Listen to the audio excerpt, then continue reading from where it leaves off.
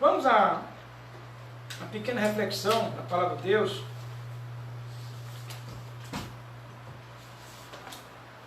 Vou fazer um teste, ficar em pé como o irmão Benedito ficou da última vez. Não é bom? Você aguenta? A coluna deixando, eu vou. Pois bem. Então, Mateus, Evangelho de Mateus, capítulo 26, verso 36 ao 42.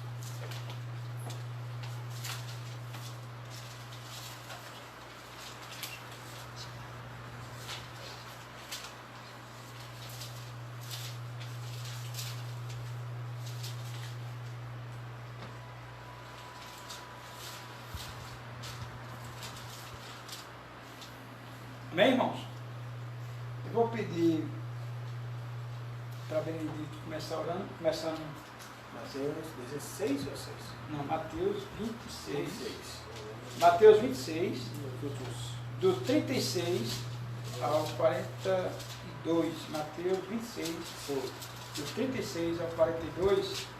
E você que está nos acompanhando também, pode, ao mesmo tempo, né, abrir sua Bíblia também e acompanhar conosco essa meditação, esse momento onde Jesus estava em agonia, estava a pensar e a ver o que estava se aproximando da sua dor, e ali ele convocou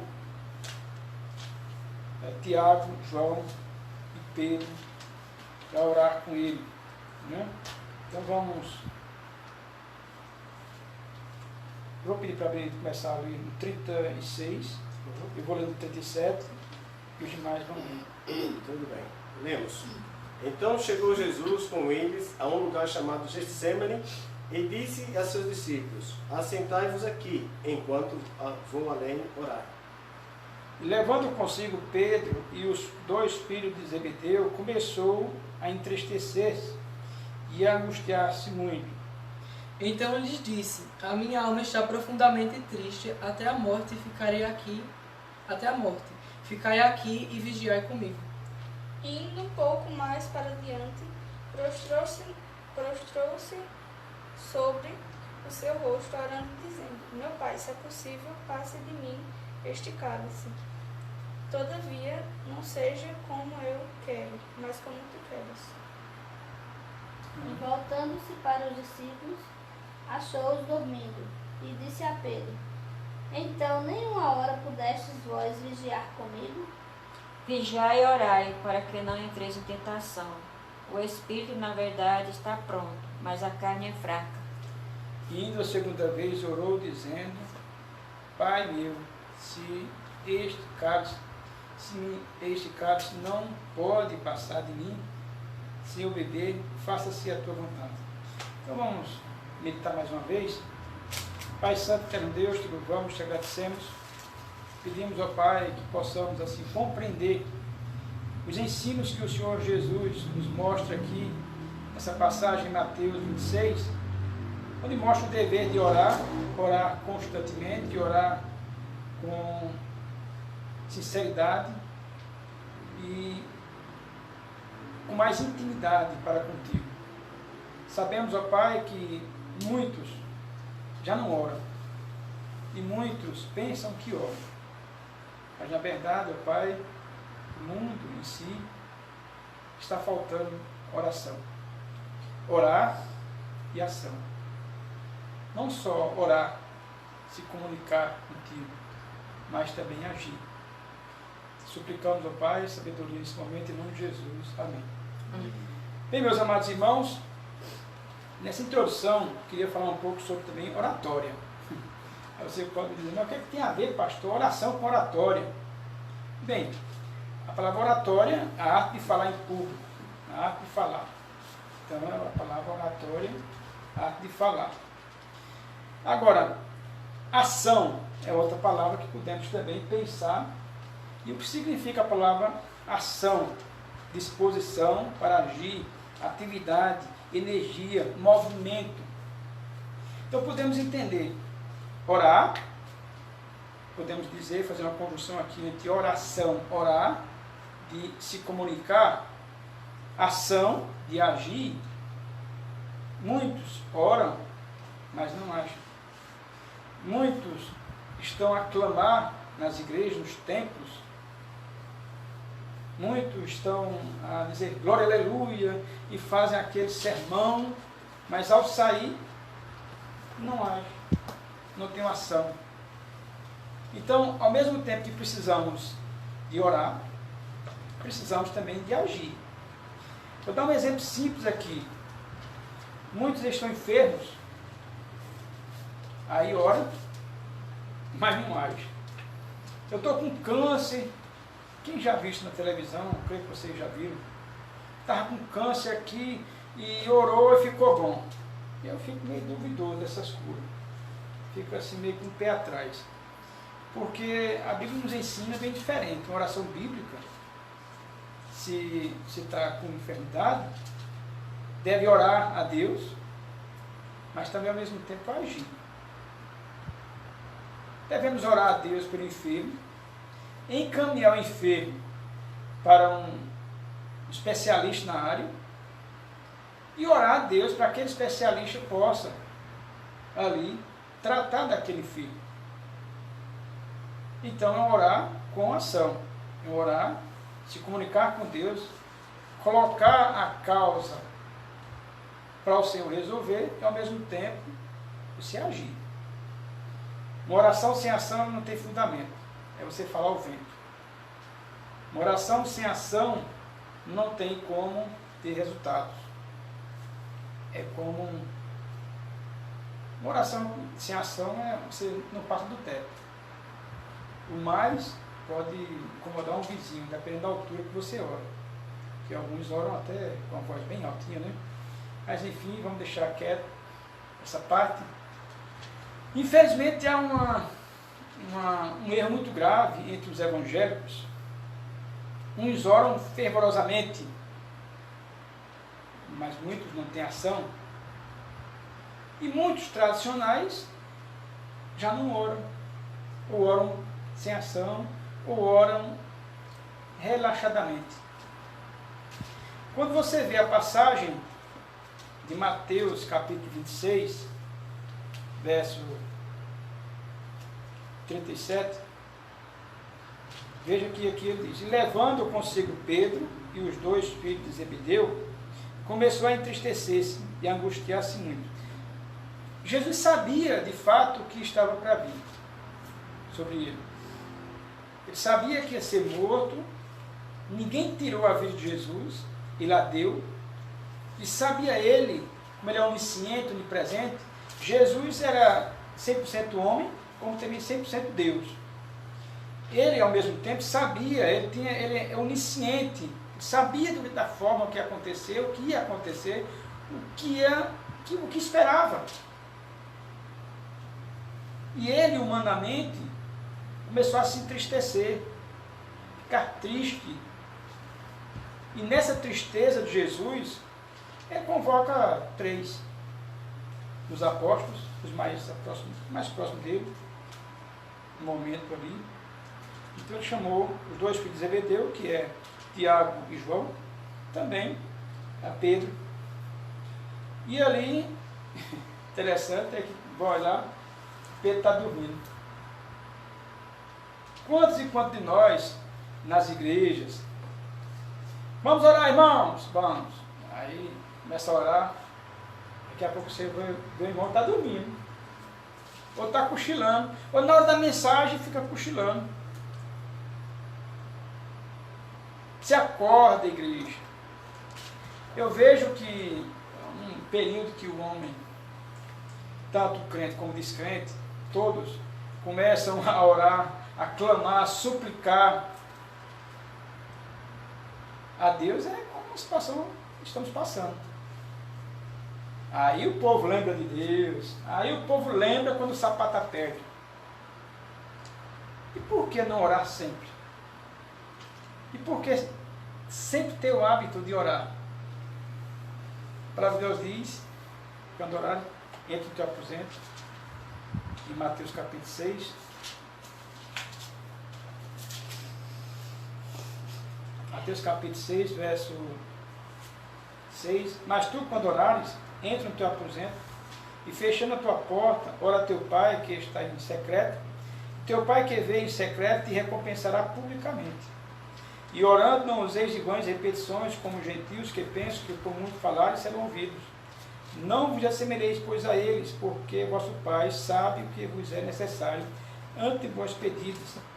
Ele dá um exemplo de oração aqui, do verso 9 em diante, o Pai Nosso que está nos céus, né? Que é bem conhecido, muitos conhecem a oração Pai Nosso que está no céu. Mas, na verdade, poucos praticam, poucos, esses versículos aqui, não usar de repetições e não orar em pé na sinagoga, nas esquinas das ruas. Tem uns que oram para se mostrar mesmo. Oh Deus, oh glória, aleluia! E por aí vai. Não é assim que o povo faz? É mais ou menos por aí. Eu só fiz assim, calminha, vocês aí. Eu não sou pentecostal. Mas muitos oram assim, para ser visto, para chamar a atenção mesmo.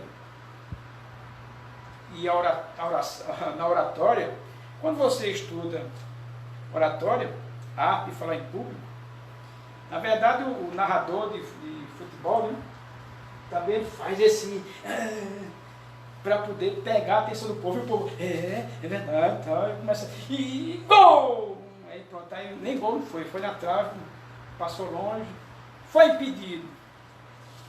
Então, a emoção, traz emoção. Então, o narrador, ele traz emoção.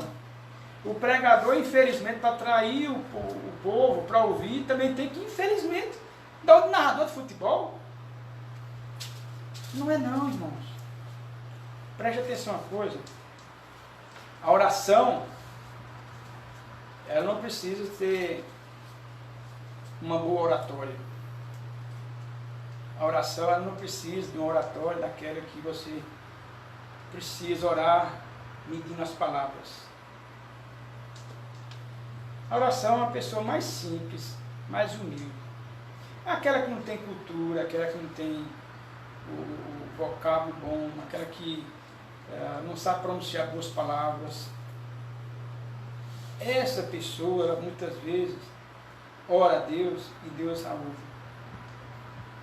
E muitos que querem ser, né, falar sem errar nenhuma palavrinha. Hipócrita. Hipocrisia. A oração, na verdade, é necessário ter uma intimidade com quem você está falando. Intimidade. Você tem intimidade com sua esposa? Sim, você conversa com ela, fala com ela, está no dia a dia. No momento que você fala mais alto, fala mais baixo, mais conversa, brinca e tal. Você tem intimidade com aquela pessoa. Você tem intimidade com o filho? Bom, tem intimidade. E você tem intimidade com Deus? Se não tem, a oração dificilmente vai ser ouvida. Na oração, você precisa ter uma intimidade. Você precisa ter um apreço por aquela pessoa, uma atenção maior. Então, podemos ver aqui duas palavrinhas que eu vejo nesse texto, velai. Né? Aqui no verso 40, e voltando para os seus discípulos, achou-se adormecidos, e disse a Pedro, então nenhuma hora podeis velar comigo? Velar, permanecer de vigia, de sentinela, ficar acordado. Quantos e quantos de nós não vamos orar à noite, sozinho no quarto, daqui a pouco a gente pega no sono, não sabe nem o que ele está orando. Já aconteceu isso com você? Já aconteceu com alguns de vocês?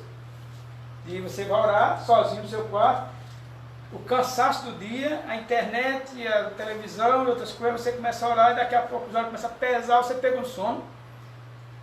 Deixa eu confessar uma para você, já aconteceu comigo. Mas por quê? Muitas vezes nós não temos ainda uma disciplina de marcarmos um determinado horário para orar. Jesus separou um tempo para orar. Jesus aqui no texto, ele separou exatamente esse tempo aqui. E chamou à parte alguns para orar com ele. Infelizmente, quando Jesus foi olhar, estavam dormindo. Estavam cochilando. E daí, os resultados podem ser catastróficos. Lembrando também, o verso 41 é um aviso para mim e para você: vigiai e orai, para que não entreis em tentação. Essa primeira parte do versículo aqui, vigiar e orar, para que não entreis em tentação. Quando você não tem o hábito de orar todos os dias, mais cedo ou mais tarde você vai ser tentado a pecar. Porque o que temos de informações em nossa volta, no mundo, nos meios de comunicação, em tudo que você vê, se você não tiver o hábito de orar, separar aquele momentozinho para orar mesmo a Deus, se comunicar, desligar a televisão, desligar tudo, se desligar do mundo, só você e Deus ali, orando a Deus em nome de Jesus, mais cedo ou mais tarde você vai cair. O casamento pode desmoronar, sua vida pode ir para a ruína, e muitos podem ser prejudicados. Vigiai e orai, para que não entreis em tentação. Na verdade, o Espírito está pronto, mas a carne é fraca. O Espírito está pronto, na verdade, temos o Espírito Santo que habita em nós, mas nós temos uma carne, um corpo adâmico, que é tendencioso a fazer o que não convém, e se não orarmos sempre, estamos assim a ponto de se atropelar. Né? Então, quando não temos a prática de orar, aí vem as tentações, vem os problemas. Agora, aqui no 39, indo um pouco mais para adiante, prostrou-se sobre o seu rosto, orando, dizendo: meu Pai, se é possível, passa de mim este cálice. Veja aqui, irmãos, Jesus sendo Filho de Deus eterno. Jesus nenhuma vez usou de ousadia a determinar e a ordenar a Deus. Veja que a forma de Jesus orar aqui, meu Pai, se, é uma hipótese, é possível, passa de mim esse cálice. Todavia, não seja feita como eu quero, mas como tu queres. Então, quando orarmos, temos que lembrar que as palavras que nós pronunciamos, nós somos servos, Ele é o Senhor de tudo. Ó Pai, se queres, faze. Ó Pai, te suplico, nos socorre, nos ajuda, ó Pai. Se tu queres, faze. Agora, imagine se você orar: eu determino, eu ordeno. E aí, peraí. Aí é uma inversão de valores aí, viu? Quando você ora, eu determino, eu ordeno, você está fazendo uma inversão de valores. Você está se colocando como Senhor e Deus como criatura, como teu servo. Quem é você para ordenar? Quem sou eu para estar ordenando? Nós não podemos ordenar. Nós temos que nos humilhar diante do Senhor e orar a Ele. E se é da vontade de Deus, Ele responde. Se não, seja glorificado o nome dEle. A oração, ela tem 3 respostas. E queria encerrar com essa parte aqui. Vamos sentar que a Paula não está aguentando não. Mas estou com problema de junta. A oração tem 3 respostas. Sim, não e espere. Quando você ora a Deus, Deus pode dar essas 3 respostas: sim, não e espere.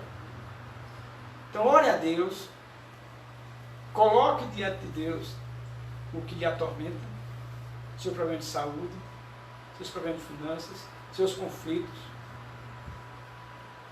o desejo do seu coração de alcançar uma bênção, tal. E oração, o velar aqui, é uma oração com mais intensidade. Ficar em vigia. Ter, na verdade, uma disciplina. Nessa disciplina você tem 24 horas no dia. Vou tirar 9 horas da noite, eu vou desligar tudo, vou para o meu quarto, vou orar. Ser disciplinado naquele momento ali. E fazer mesmo, para valer. E assim Deus pode responder. Não usar de vãs repetições. Não orar para ser visto pelos homens, mas orar humildemente.